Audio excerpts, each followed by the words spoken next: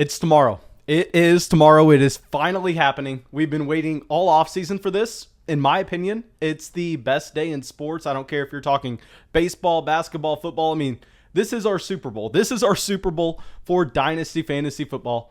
And we are going to be doing so many exciting things. Not only are we going to be streaming every single time a fantasy impact player gets drafted, giving y'all my instant reaction and where I think they're going to be moving in our rookie rankings, but more importantly, what we are going to be doing that I know really nobody else on YouTube can do, because the majority of people on YouTube, hey, newsflash, this is their either first or second year playing Dynasty. They're just here because Dynasty is growing and they're trying to hop on the train. No, we've been playing Dynasty since 2014. We know what's happening, and because of that, we play in a ton of Dynasty Fantasy Football leagues where the rookie draft actually starts at the same time as the real-life NFL draft. Now, the clock is slowed down. The clock is at an 8-hour timer, so you're not going to have every single pick being made before you get to round 2, before you get to round 3, before you get to round 4. It's really up to the people in the draft to decide how fast the draft is going to move. But why I'm bringing this up is because I'm going to be able to give y'all real life, real money Dynasty rookie draft info as soon as it's happening, as soon as we see these picks coming in with NFL draft. I mean, if Najee Harris goes to the Pittsburgh Steelers at 24, you want to know what his real life Dynasty value is? I'm going to be streaming. I'm going to be telling you that. And to go along with this, we can do a ton of rookie mock drafts throughout the course of the entire NFL draft. So please, guys, if you have not already, make sure you're subscribed, but more importantly, so you get those live updates, make sure you have that bell hit next to the subscribe button. Now, that's it. I'm just excited, and I really am looking forward to that. But anyway, what we are going to be doing in this video is I'm going to be going against some of the people that are saying that these rookie picks are overvalued. I'm going to be trying to give you my best case of why I believe that the number one thing you can do in Dynasty Fantasy Football is go all in on a few rookies. And yes, this is probably the worst time of the entire year to do this, to be honest, just because everybody's been talking about rookies for so long now that you're going to be paying a premium. This is why at the very beginning of the offseason, I was begging y'all to trade for rookie picks. Now, let me try to give you my explanation of why you should not be trading your picks away, even if this draft class doesn't necessarily look like it's as good as that 2020 or maybe 2017 draft class. Guys, I want to say something. Not every draft class is going to be 2020. Not every class are you going to have 5 3-down running backs coming in, getting immediate opportunity at the NFL level. Not every draft class you're going to be seeing a CeeDee Lamb, a Justin Jefferson, or even a Jerry Jeudy. But just because this draft class doesn't live up to that 2020 class doesn't mean you should be just running away from making these picks. Now, there are a few different reasons here. The first thing I want to talk about is the fact that very rarely in Dynasty Fantasy Football are you going to find a player that has the opportunity to 3x his value. For you to risk using just say the 106 on him or trading a first for him, regardless of how you acquire this player, very rarely are you going to find that player having the ceiling to then be worth 3 first 12 months from the time you make that investment.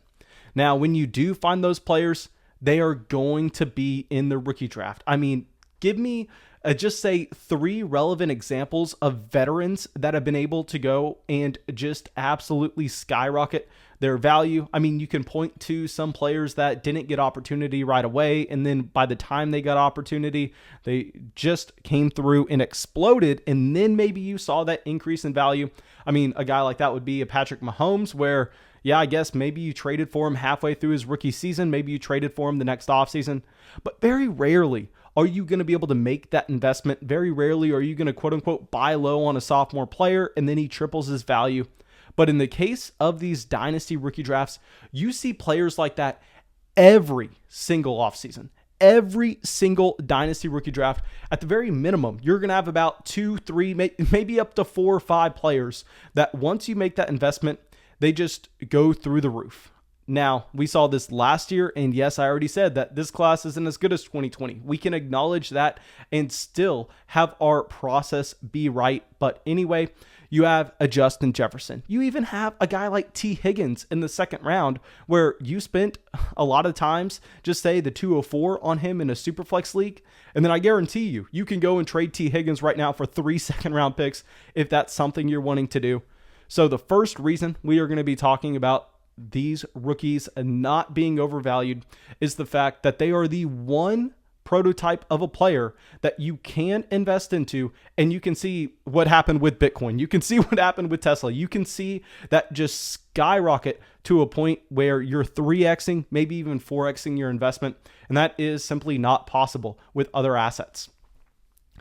Now, another thing I want to get to is I want to talk about the fact that even when these rookies disappoint, even when these rookies come out and have very poor rookie seasons, they still hold value. They are also insulated. Not only do they have the potential to see that exponential growth in their value, but even if, worst case scenario, even if you're a Jalen Reagor, even if you're a Henry Ruggs, the next offseason, you're still going to have dynasty value.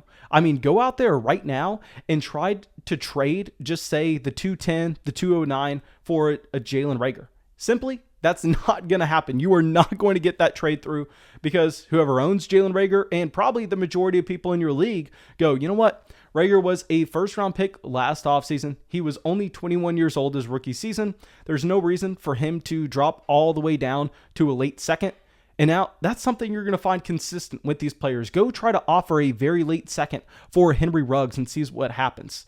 Now, in the case of a veteran player, say you have someone who's just a 28-year-old wide receiver. Actually, a perfect example of this would be a guy like Jamison Crowder. Okay, so say instead of going through and investing a mid-second round pick into a T. Higgins, a Laviska Shenault, a wide receiver of that profile last offseason, and yes, I know that this class is worse, but nonetheless, I want you to understand this point. Say instead of going and investing in one of those wide receivers that had the potential to skyrocket in value, you go, you know what? I'm going to play it safe. I'm going to go with a guy like Jamison Crowder, where I know I'm going to be getting points this upcoming season.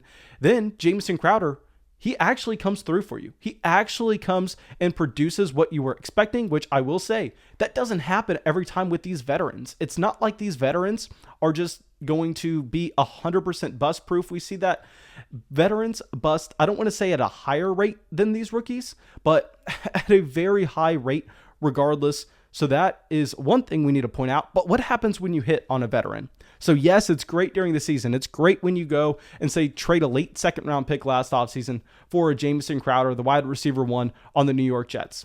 Now, that's great. Hey man, you hit on that trade so heavy.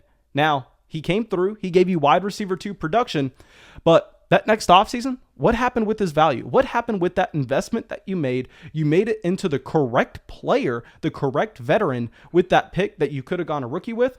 Well, buddy, I got news for you. His value has either stayed the same or it's gone down. I mean, now, right, go try to get a late second for Jamison Crowder. It's going to be hard to do, especially at this time of the year. So I want y'all to understand that even if you hit on a veteran, even if you trade, just say the 112 for Julio Jones, and he comes through with the production that you were wanting, next year, that rookie that you would have drafted at 112, even if he disappointed, he may have more value than a Julio Jones. I mean, the perfect example of this is Julio Jones, where compare Julio's to Jalen Reagor's value currently.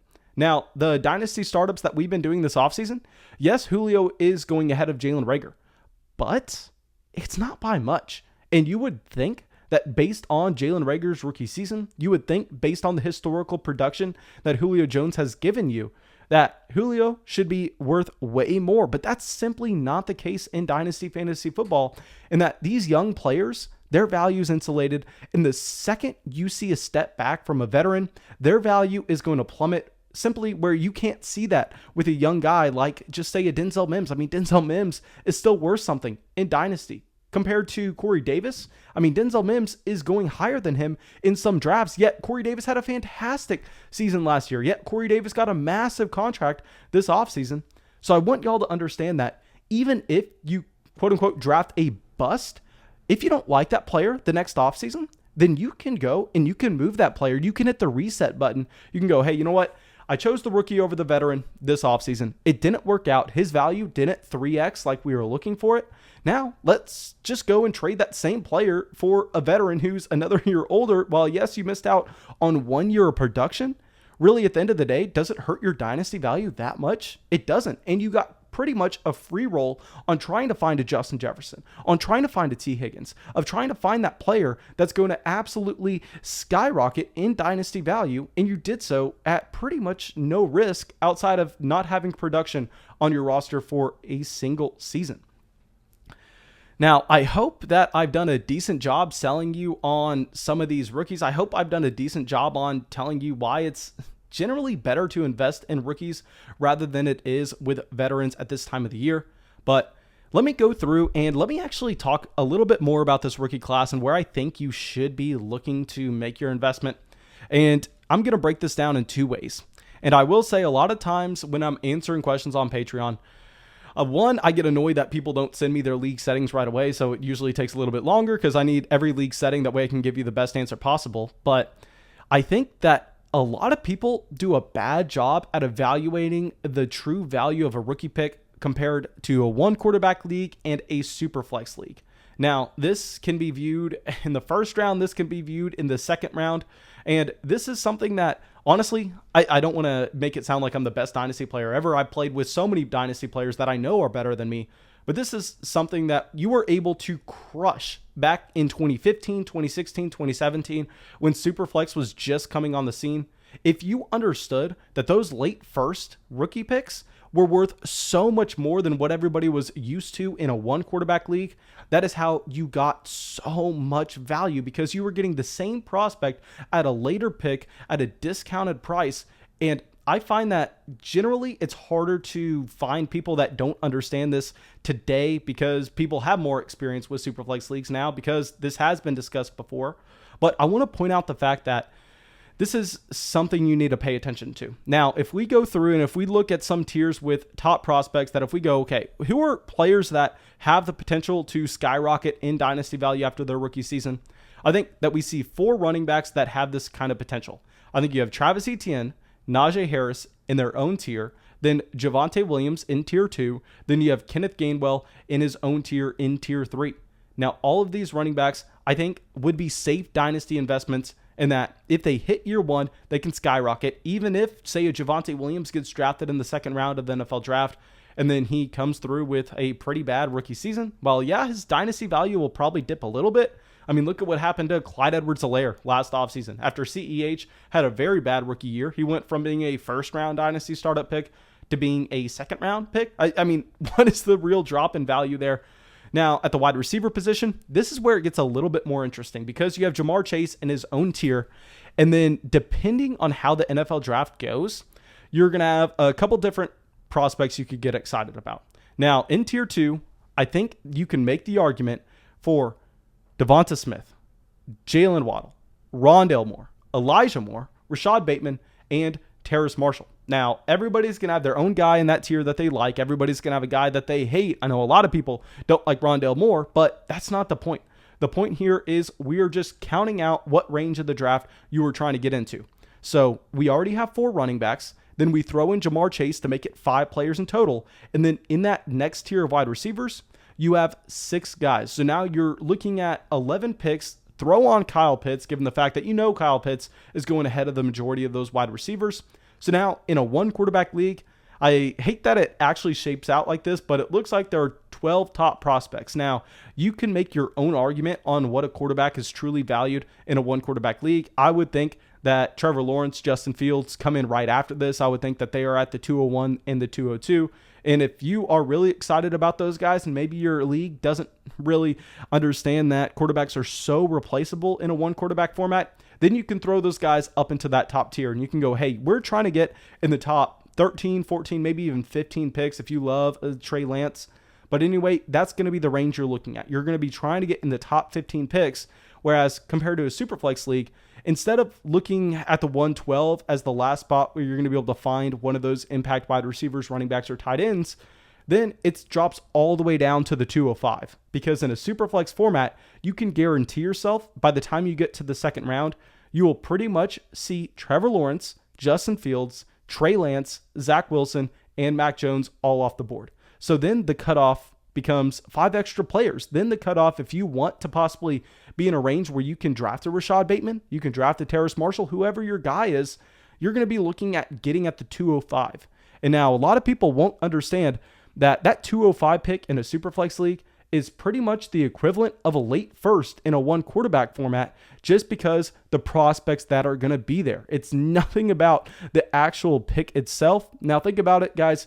When you're trying to evaluate a T. Higgins this offseason, when you're trying to look at his dynasty value, whether it's a 1 quarterback league or a Superflex league, where he was drafted last year literally doesn't matter at all. All you were looking for is you were looking for the prospect profile combined with how he performed in his rookie season. So please understand that if you're playing in a Superflex league and you can go out and you can trade for the 205 and someone's treating that same pick as if it's valued at a 1 quarterback format, you're going to be just printing money, getting these discounted picks over and over and over again. Now, thank you guys. I really hope that this was informative with how you should be attacking your rookie drafts. I really hope that this did anything for you. Now, of course, go down there, drop a like, leave a comment, subscribe to the channel, and our rookie draft guide will be available very soon. I want to see these landing spots. I want to make sure that we can update everything and finalize it before I make it available to everybody on Patreon. So, of course, if you're wanting our rookie draft guide, that's going to be found on Patreon with our rookie rankings, with dynasty team breakdowns, with the ability to jump in a league with me. Pretty much everything's going to be found on Patreon. But yeah, that's it. I will see y'all with the video tomorrow. Actually, we'll be live streaming tomorrow, boys. We will be going through the NFL draft. Extremely excited, and I hope to see you there. I want to give a big thank you for everyone joining the flock: Devin Strom, Alejandro, Mark, Jared, Caleb, and IV of Lean, Randotron, Micah, Larry, and Tyler.